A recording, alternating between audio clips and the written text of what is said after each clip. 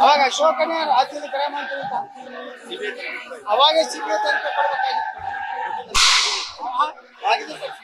ತನಿಖೆ ಆಗೈತಿ. ತನಿಖೆದಾಗ ಏನೋ ಹೊಂಟಲ್ಲ. ಯಾರ ಮ್ಯಾಗ ಇವ್ರು ಆರೋಪ ಮಾಡ್ತಾರಲ್ಲ ಅವ್ರದ್ದೇನಾದ್ರೂ ಪ್ರೂಫ್ ಸಿಕ್ಕೈತೆ ಇಲ್ಲ, ಅದಕ್ಕೆ ಅದು ಕ್ಲೋಸ್ ಆಗಿದೆ.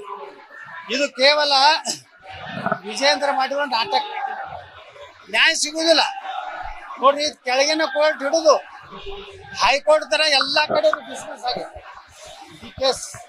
ಯಾವುದೇ ಸಾಕ್ಷ್ಯಗಳು ಸಿಗಲ್ಲ. ಈಗ ಅವ್ರಿಗೆ ಏನ್ ನ್ಯಾಯ ಕೊಡೋರು?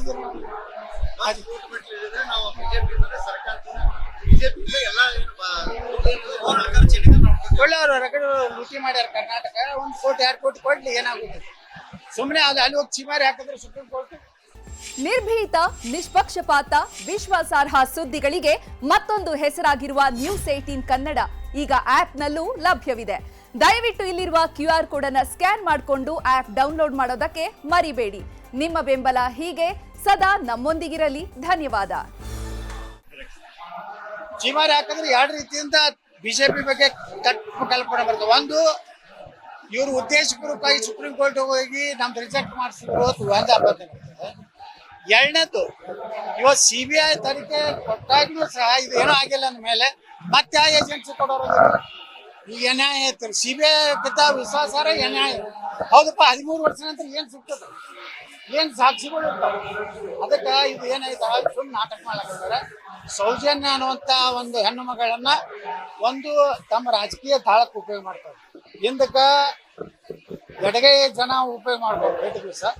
ಈಗ ಇವರು ನಮ್ಮ ಮಹಾಮಹಿಮ ರಾಜ್ಯಾಧ್ಯಕ್ಷ ಮಾಡ್ತಾರೆ ಸರ್. ಈ ಸಿದ್ಧಿವಿನಾಯಕ ಇಲ್ಲಿ ದೇಶಿ ಹೆಣ್ಮಕ್ಳಿಗೆ ದೇಶಿ ಅಲ್ಲ, ಇಲ್ಲಿಯವರೇ. ಇದು ನಮ್ಮ ವಿಜಯಪುರದಲ್ಲೇ ಒಂದು ಮಾದರಿ. ಯಾವಾಗಲೂ ಗಣೇಶನ ಹಬ್ಬ ಹಿಂಗೆ ಆಗು ನೋಡ್ರಿ. ಇವತ್ತು 12 ಗಂಟೆಗೆ ಅವ್ರು ಎತ್ತಾ ಇದ್ದಾರೆ. ಇಡೀ ಬಿಜಾಪುರ ಜನ ಈ ಒಂದು ಕಾರ್ಯಕ್ರಮದ ಒಂದು ಕಂಡು ತುಂಬ್ಕೋತಾರೆ. ಇಲ್ಲಾಂದ್ರೆ ರಾತ್ರಿ 12 ಕ್ಯಾರ್ರಿ ಅವರೇ ಕುಣಿಯೋರು ಅವರೇ, ನೋಡೋರು ಅವರೇ. ಯಾವಾಗ ಯಾವುದೇ ಜಾತ್ರೆ ಆಗಲಿ, ಯಾವುದೇ ಒಂದು ದೊಡ್ಡ ಭಗವಂತನ ಒಂದು ಕಾರ್ಯಕ್ರಮ ಇದ್ರೆ ಜನ ನೋಡ್ಬೇಕು, ಜನ ಆನಂದ ಪಡ್ಬೇಕು. ಅದು ಜೋರಾಪುರದವ್ರು ಇವತ್ತೇನು ನಮ್ಮ ಶಂಕರಲಿಂಗ ದೇವಸ್ಥಾನದವ್ರು ಏನೋ ಒಂದು ಈ ಪದ್ಧತಿ ಹಾಕ್ಯಾರಲ್ಲ. ನಾ ಎಲ್ಲ ವಿಜಯಪುರ ಗಣಪತಿಯ ಏನು ಮಂಡಳಿಗಳದಾವ ವಿನಂತಿ ಮಾಡ್ಕೋತೀನಿ, ಮುಂದಿನ ವರ್ಷ ಆದ್ರು ನೀವು ಸಹ 12 ಗಂಟೆಗೆ ಮಧ್ಯಾಹ್ನಕ್ಕೆ ಏನು ವಿಸರ್ಜನೆ ಕಾರ್ಯಕ್ರಮ ಪ್ರಾರಂಭ ಮಾಡ್ರಿ. 7-8 ತನ ಜನ ಇರ್ತಾರೆ. ಅಟ್ರಾಗ ಎಲ್ಲ ಮುಗಿಸಿ ಹೋಗಿ ಊಟ ಮಾಡಿ ಮನ್ಯಾಗ ಮಕ್ಕೋರು.